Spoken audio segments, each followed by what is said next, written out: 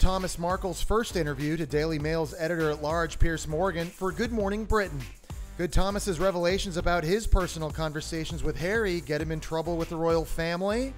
His politics are a little long. We talked a few times about Donald Trump and Brexit, things like that. Do you think he's a Trump supporter, Thomas? I would hope not now, but at the time he might have been.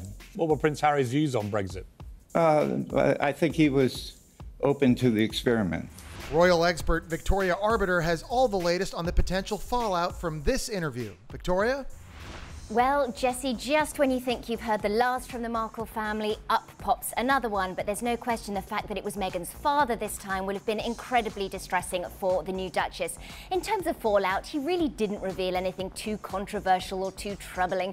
He did allude to his conversations with Prince Harry about Donald Trump and Brexit. But my guess is that Harry is way too well versed in terms of keeping his political neutrality. And I just don't think he will have spoken too openly with Thomas Markle, particularly given he's never met his father-in-law, and it's just not something he would have discussed too openly over the phone because, of course, he knows he could have been being recorded. But it does beg the question, why was Thomas Markle doing this interview? Well, he comes across as someone who's very remorseful, very uncomfortable in the spotlight. He's a quiet man. He seemed to be having a lot of trouble with his earpiece, so he was rather lacking in confidence as well. But really, I think we have a man here who's desperate to try and regain control of the narrative. He said for the year leading up to the wedding, he'd been portrayed in a very negative light, and I think he just wanted to explain his side of the story.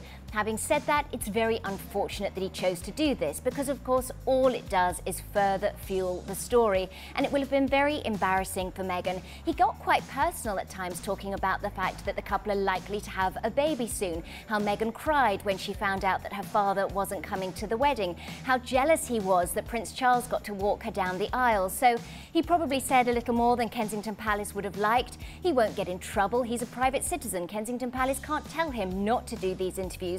But I certainly hope that now he's had an opportunity to express his views, this will be the last we hear from him.